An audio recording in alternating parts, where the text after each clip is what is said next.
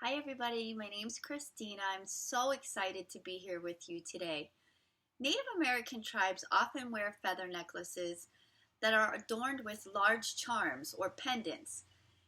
These charms have different meanings or pictures that show what is special about the Indian wearing that necklace.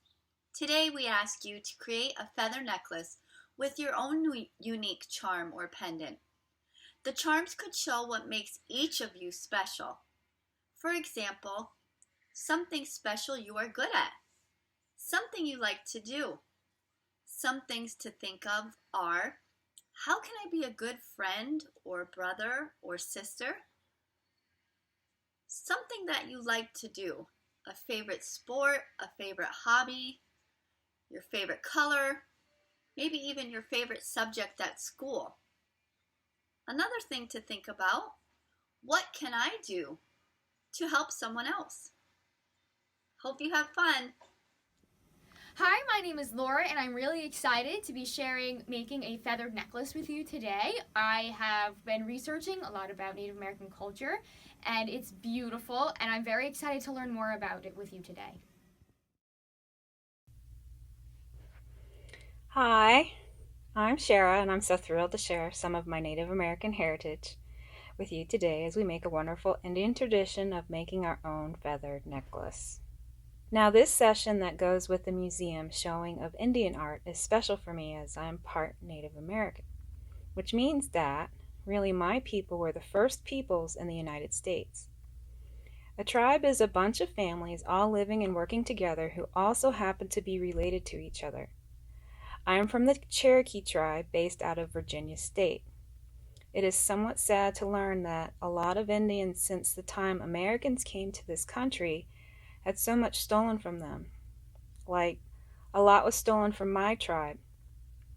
And since a tribe is like a super large family with lots of cousins that live in other areas making mini tribes.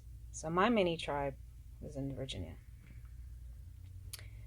I come from the Cherokee tribe, and my branch or mini tribe no longer exists as land was taken away and Indians were forced to make do by living with Americans. Years ago, my great-grandmother, who was the last full Indian for our family, began destroying papers and pictures because she was afraid of being hurt by a lot of bullies, because they didn't accept her or like her because she was an Indian. It was really sad. And there were a lot of bullies up until she was an old woman, and her children were hurt too for being part Indian. It is really sad when people are mean to others. The world would be a much better place if people could accept others and be proud of individuals who might be different. But times have changed, and our country decided in the past that it is okay to be part Indian as long as you can prove it. I do feel it is important to teach everyone to be grateful for each other instead of hurting them for being different. Sadly, because of what happened to my great-grandmother, I cannot rejoin the main Cherokee tribe as I wish I could. I can't rejoin because the government needs proof like paperwork. That could be a birth certificate or census record that my great-grandmother was Cherokee. This proves that she was Cherokee, and that I am her great-grandchild. So when you're learning about the first peoples at the Everhart Museum, remember to be thankful for what you have and let others be happy for what they have too. In the next part of our video, we will show you how to make a feather necklace. I hope you have fun making a feather necklace.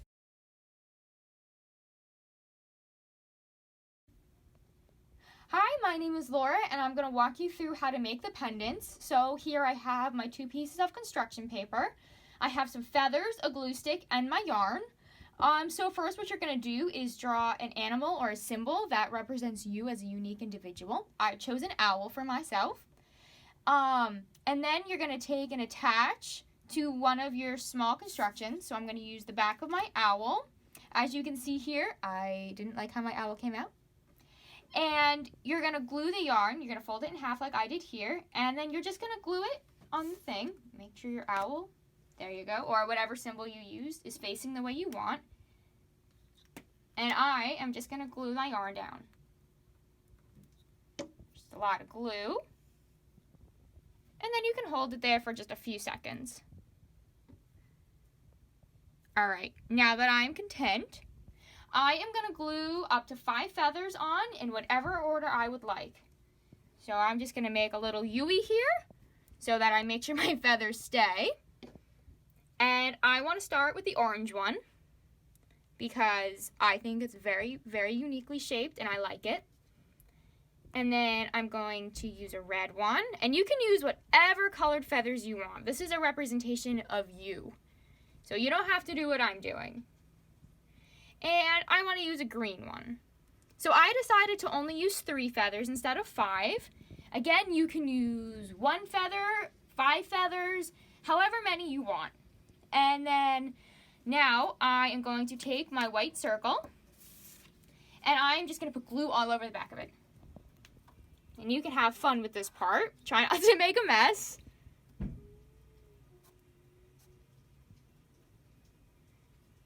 And I'm going to stick it to the back of my pendant. And then hold it down a little afterwards. You know, you can fix your string if it's not straight. And here is your pendant. And now all you do is you just tie an end and then you just slip it around your neck and wear it. All right, thank you so much.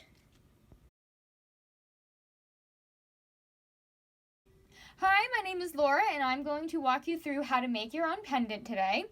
So for the first step, you're going to take your colored piece of construction paper and either write or draw a symbol that represents you. I chose to draw an owl, but if you wanted to write words, you could do that too, or phrases, or even a poem. So what I'm going to do is I'm going to flip this over. As you can see, I didn't like my first owl drawing, and I'm going to put glue all over the back. You don't have to worry about getting on the edges because you're going to pretty much glue everyone here. And then I'm going to take my folded yarn and I'm going to just glue it down. Your fingers are going to get a little sticky, so don't wipe them on the couch. And then I'm going to take my glue and I'm going to make a U-ey. And then out of my 5 feathers, I'm going to use however many I want, and I'm going to place them in whatever order I want. So I'm going to start with the orange one because I really like the shape. And I'm just going to put him right here on my glue. Next, I'm going to take the red one, and I'm going to put him right next to the orange. Again, this is just supposed to represent who you are, so you don't have to do what I'm doing. You can do whatever order you want, and you can use as many feathers, up to 5, as many as you want. So I only want to use 3 because I like things in 3s, but you can use 5 or even 1. And next, I'm going to take my white, and I'm going to put glue all over the back of it. All right. And then I'm going to close my glue cap so it doesn't dry out. And I'm going to stick my circle to the back of my pendant, and I'm going to press and hold so that it sticks together. Then I'm going to flip it over. This is my pendant. This isn't centered, so I'm just going to move it a little.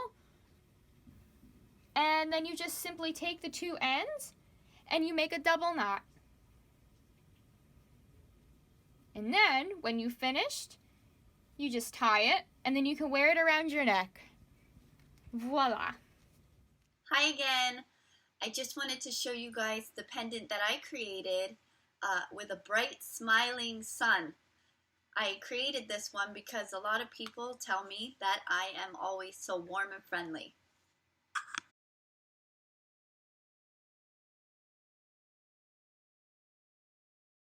So this is my feather necklace. I chose to draw a book because I'm an awesome writer and my stories make people feel good about themselves. And on this side, I drew an owl because I am Native American and this represents me being an Indian. Thank you. Hi, this is Laura again. So this is my finished pendant with an owl. I hope you all enjoyed the videos and I hope you have a great day. Thank you so much.